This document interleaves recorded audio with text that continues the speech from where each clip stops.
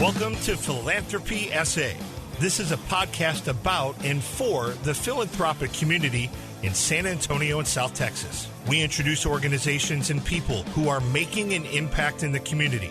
Beneficent Financial is proud to sponsor this podcast, and it is our hope that you enjoy this conversation about the impact we can have.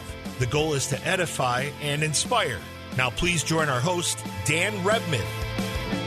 Thanks for joining us today on Philanthropy SA. I'm your host, Dan Rebmann, and I'm very pleased to be joined today by Karl Miller-Lugo. He is the Senior Vice President of Alumni Engagement and Advancement for the University of Texas at San Antonio.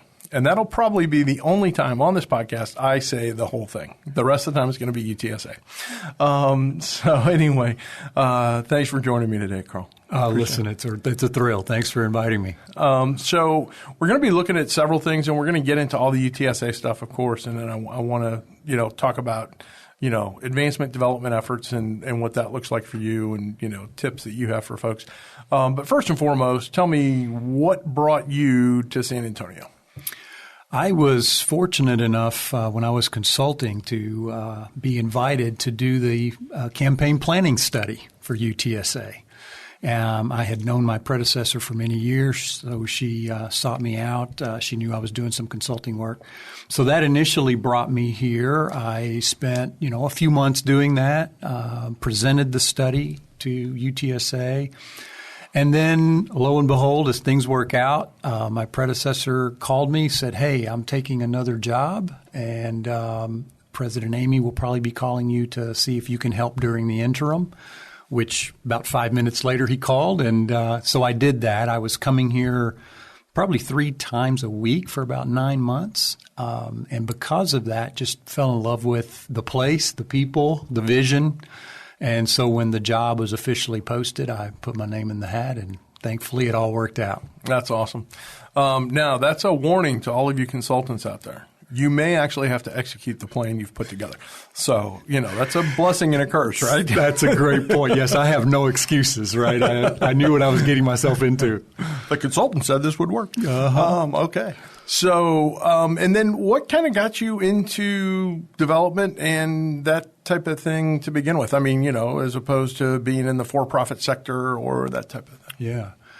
I, out of college, I didn't have a job lined up, and I did a couple of odds and end kinds of things. And then I saw an ad for an admissions counselor position at a small college in Kentucky, Lindsey Wilson College.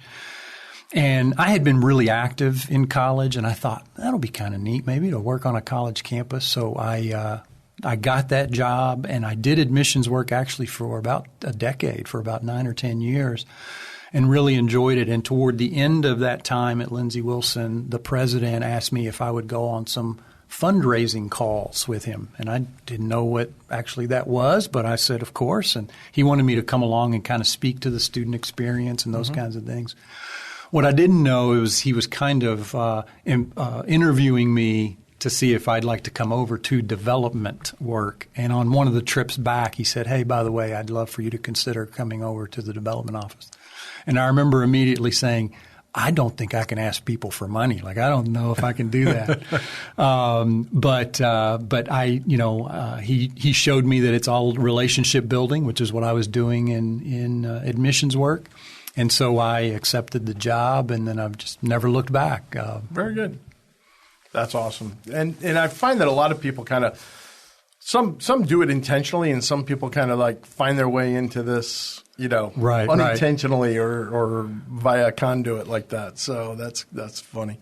And so you're doing this work. You're here in San Antonio. You've got all the, relationships that you had built prior and that kind of thing, and you're kind of starting over, not necessarily from scratch, but what is that like?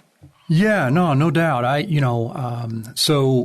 When I finished Lindsey Wilson, I had a chance to go work at my alma mater, and while that was, switching schools, to your point, I knew the place. I still had actually a lot of relationships there.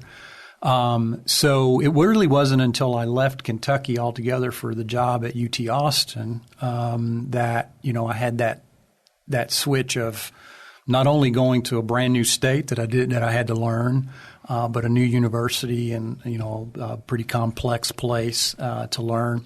So at least I'd had that experience, and I spent 10 years at UT Austin, had a good career there. But so coming here, I had gone through some of that.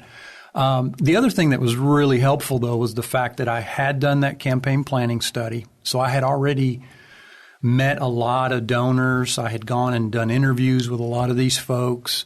So I at least had a base, as I was coming in, of some folks that I could go to and say, hey, I'm new. What do I need to know about the place, about the university, but about the city, the culture, what kinds of things. And so I was fortunate to have a lot of folks that took that time, to help me get my feet on the ground and get a good start. And then our team, I've got to give them tons of credit. They accepted me in. They're outstanding. Our success is a credit to all of them, and they did the same. They saw the value, at least I'll say modestly, that I was bringing, but at the same time, they helped me figure out what I didn't know, and sure. And helped me walk those traps. No, that's awesome.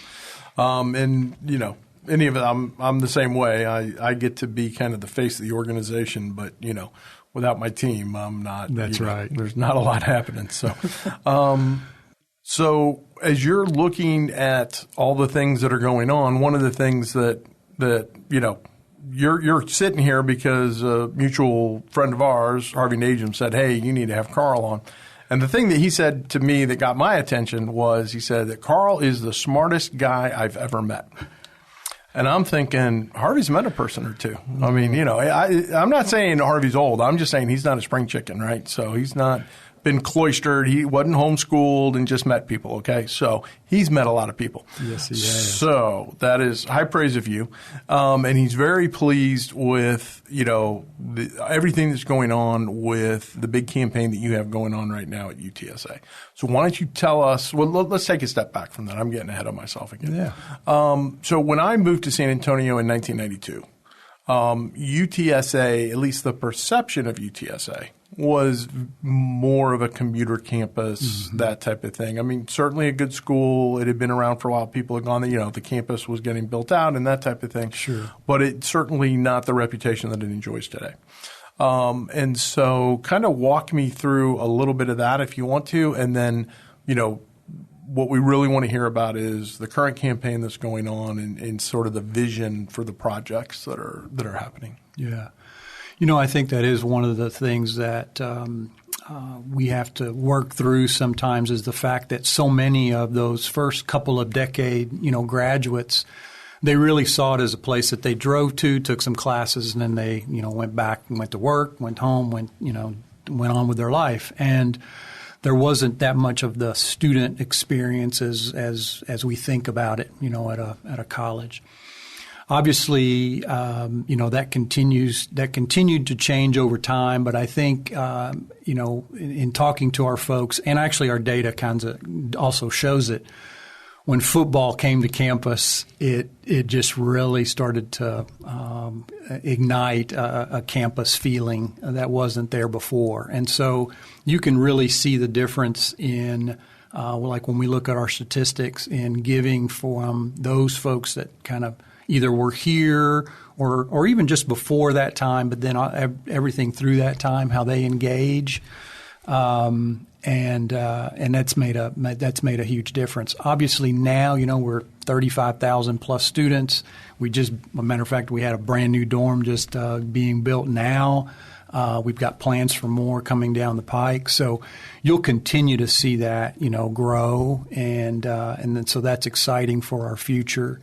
We, 90% of our alumni are under the age of 65. And Dan, you and I both know that 65 is kind of still, even today, that age at which most people start to do their major giving. So we've got a great upside. We're not going to experience some of that now, and it's why we're so grateful for folks like a Harvey Najum that aren't alumni of the institution, but see the importance of UTSA to this community and are willing to invest in that. But we've got this tsunami wave. If you actually look at it on our stats, it's really cool to see because you can see them coming. In another 10, 20 years, we'll have a lot of alumni actually in that kind of prime giving area. And so the work that my predecessor did with the first ever campaign, the work we're doing now with only the second ever campaign in the UTSA's history is laying the groundwork, for that future. And so it's really exciting to think about. Yeah, no, that is exciting. So, the stuff that's going on out there is incredible, and, the various programs and that type of thing. Is there anything you particularly want to highlight that maybe you think people don't know about UTSA? I think there are the things that do make the news. There's the new building downtown, School of Data Science, and of course we just announced that we're going through a process over this next year to create a college of data science and AI and cyber and other things.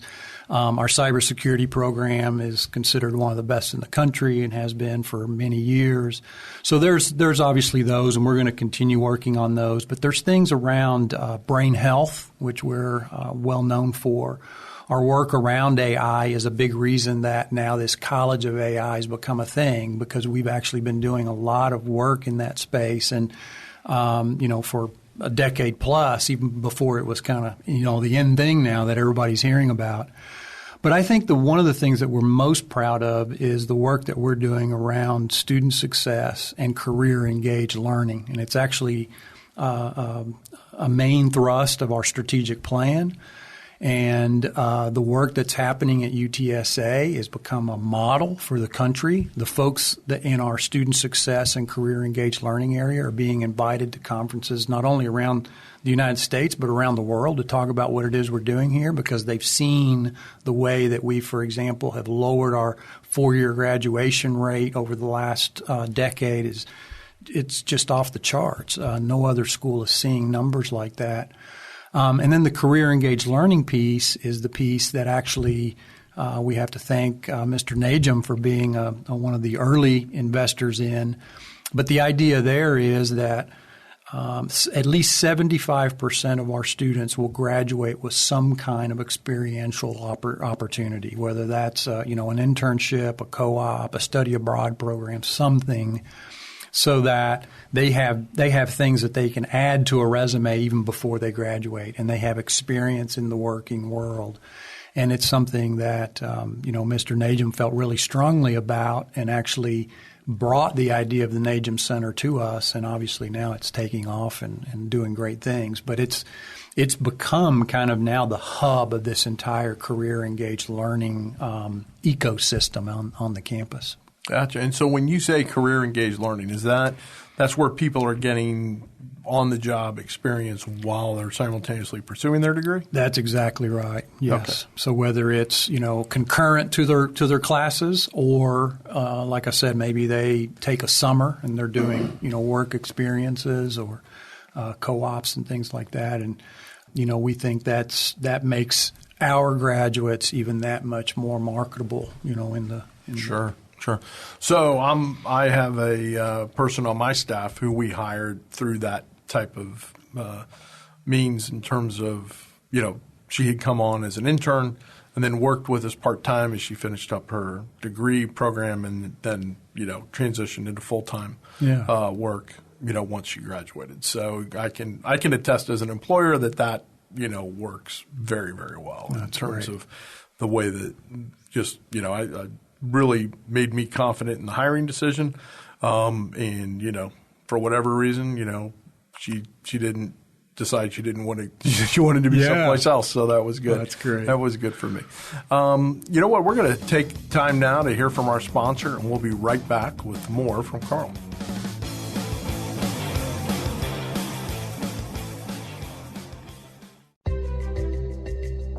Many of you out there care deeply about wanting to make an impact on the world around you. You want to help take care of the people and organizations that are important to you. And we understand that because we feel the same way. Beneficent Financial wants to help you. Our mission is to help people like you with professional, individualized financial advice achieve their objectives. Whether your financial legacy will stay within your family or benefit the community at large, we are able to help. Call Beneficent Financial today, 210-999-5511. In addition to traditional wealth management, we offer philanthropic services such as direct donations of required minimum distributions, donor-advised funds, and foundations. Call 210-999-5511 or go online to beneficentfinancial.net. Let us help you do well so you can do good. Securities offered through Momentum Independent Network. Member SIPC/FINRA.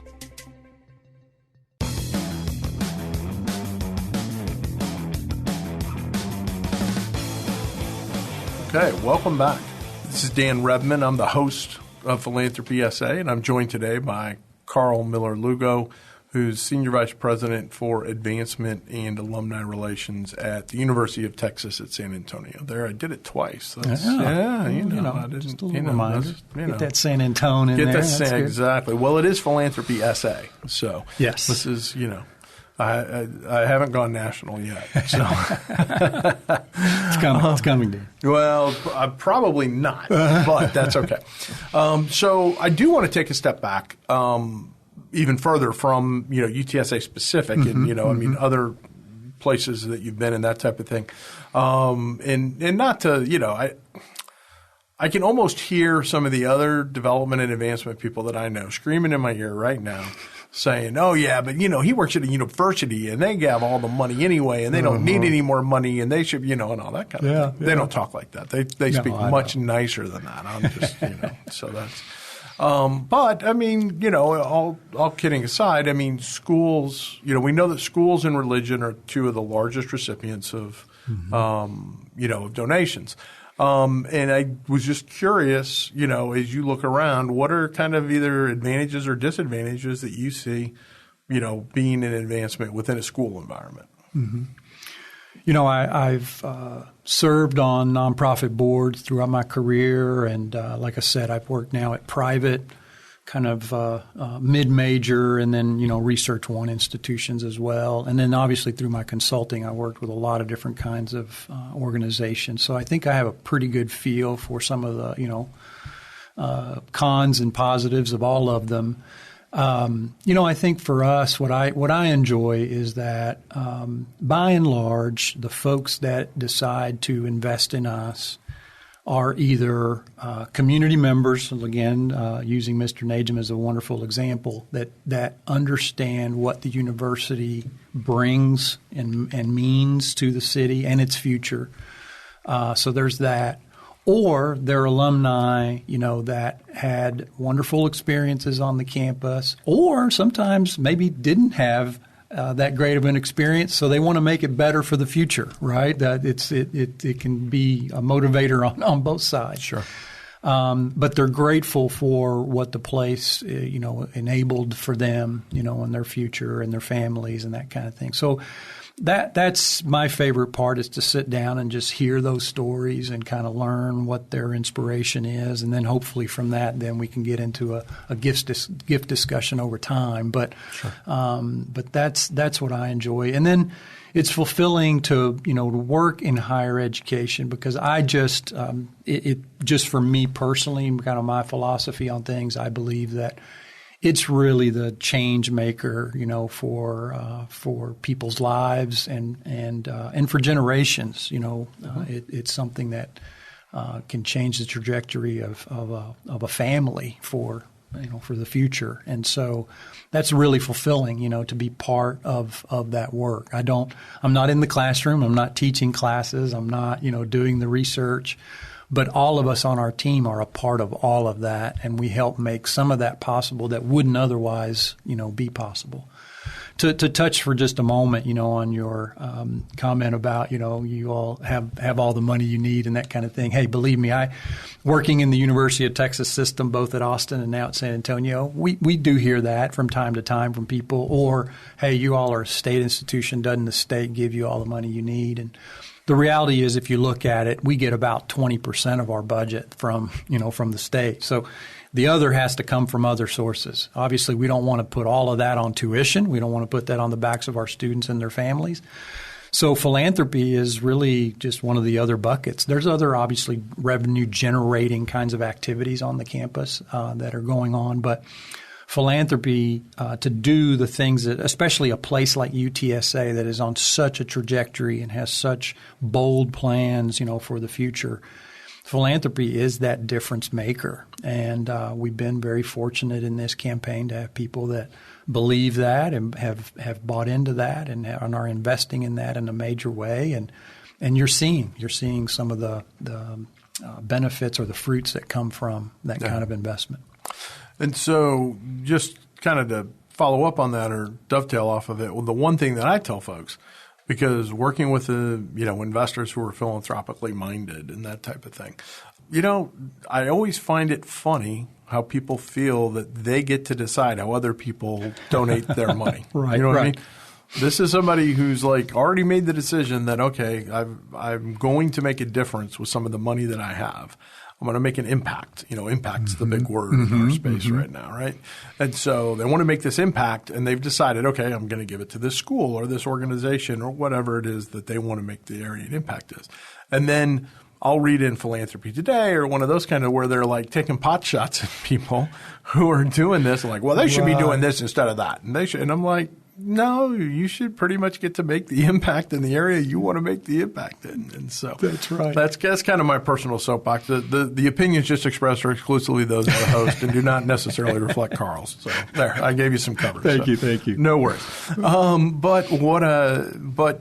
Also in the development space, the reality is that COVID changed the way that development is handled and that type of thing, and even changed where people are, going and doing and that kind of thing with it. And so in, a now post-COVID world, and we hope forever post-COVID, that, what kind of changes did you see to development coming out of there? And what do you do differently today than maybe the way you handled things 3 years ago?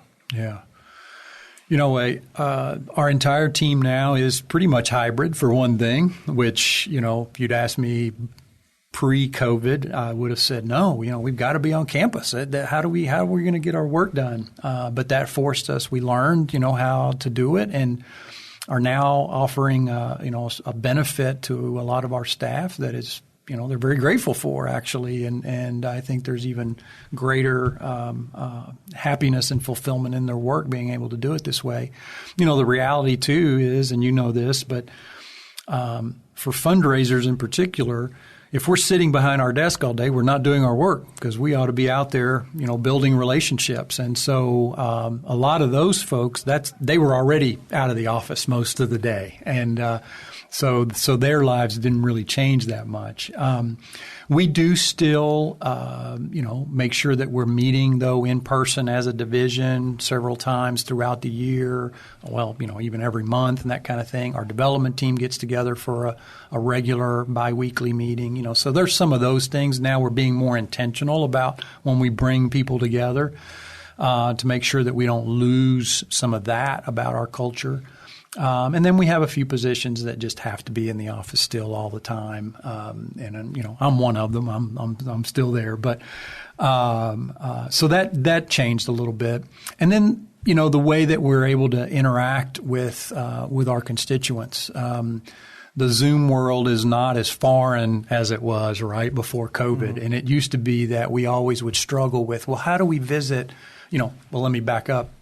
Over 80% of our alumni are in Texas, number one. And actually the biggest percentage of those are actually in this region still. They're in, from Austin down to South Texas and that kind of thing. So in the Valley. So we don't really have to go out of state that much. But, hey, we do have road runners everywhere, just about all 50 states and even all over the world. And so we struggled with, how do we go see those folks? We don't have all the means in the world to go just traveling all over the place. Well, now people are more they're much more at ease with, Zoom or Teams or whatever you pick your medium. And so that's opened up that world for us, that we can still do regional and even national or international work, and we don't necessarily have to get on a plane to make that happen. And so our outreach, I think, has benefited, from that. And if you look again at our statistics over this campaign, we're engaging our alumni at a much higher rate, even though if you look at the budget, we're not spending that much more on travel, for example. So how are we doing it? It's through these, virtual kinds of means. Sure. And I see that in my business as well. The one thing that hasn't changed, though, is that development is still a contact sport. Absolutely. And so the one thing I'll have people ask me, hey, we're having issues with this campaign or we're doing this or whatever. And the first thing I always ask them is, okay, how many people have your people talked to today? Mm-hmm. How many visits have you made, whether they're real, in person or virtual? Sure. But, sitting down and talking to somebody and engaging with them one-on-one. And, sometimes the answer will be, well, we sent a mailer or we did this or we, and it'll be an electronic type thing. And I'm like, that's great. But that has a limited amount of effectiveness relative to sitting in front of somebody no doubt and saying, hey, we could use your help. Do you want to be part of that? And so that's the one thing when it comes to development that remains constant.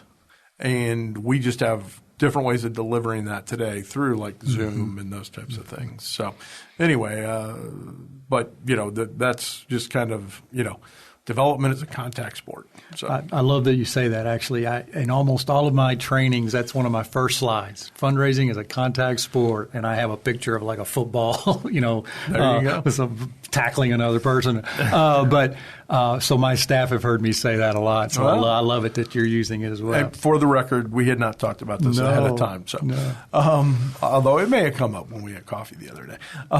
So what is it?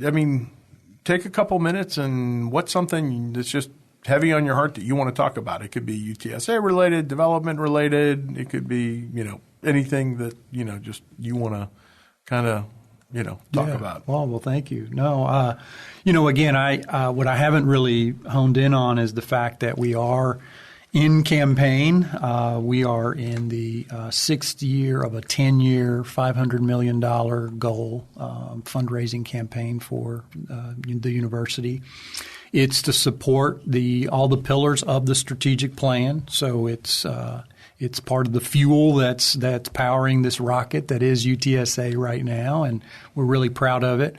We're running about a year and a half to 2 years ahead of schedule, but, we never take that for granted. So we continue to work hard. And if we can there's going to be no finishing early for President Amy. We'll just keep fundraising, and we'll just try to blow the goal out of the water. And but we'll go the full 10-year run.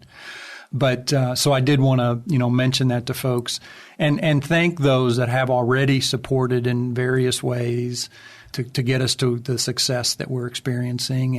And I hope that what they'll see is that we are going to be a better, stronger, more impactful university at the end of this campaign than we were at the beginning. And I think from everything that we're seeing, there's no doubt that that's happening. So really proud of that work, really proud and really grateful for those that have supported it so far. And if there's some folks that would be out there listening that would like to continue or help in supporting it in the future, we would be open to a conversation. Very good. So how should people reach out to you? So they can reach out, directly to me, Karl Miller-Lugo. I'm easy to find on the UTSA website. And then our team, we have gift officers in every college and every unit. So every academic unit, athletics, most of our major centers.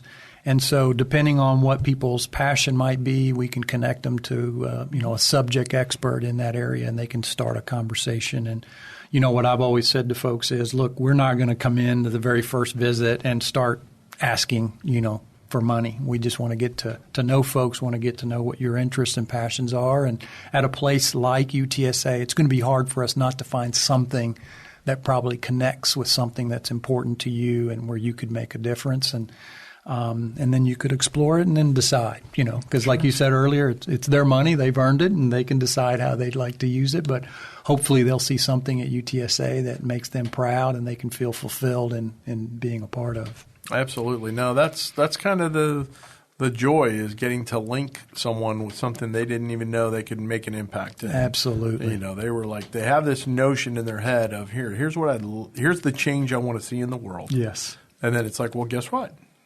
We're doing this, and that should, create that change. Yeah. So that's been a great joy of mine, is getting to help be that conduit to help people identify that. So yeah. On behalf of Karl, this is Dan Rebmann saying thank you for joining us today on Philanthropy SA, and just reminding everybody to do well so you can do good. Thank you for joining us at Philanthropy SA. We hope you found something to inspire you during today's conversation. If you know organizations and people who are making an impact in the community, we would love to hear about it. Until next time, do well so you can do good.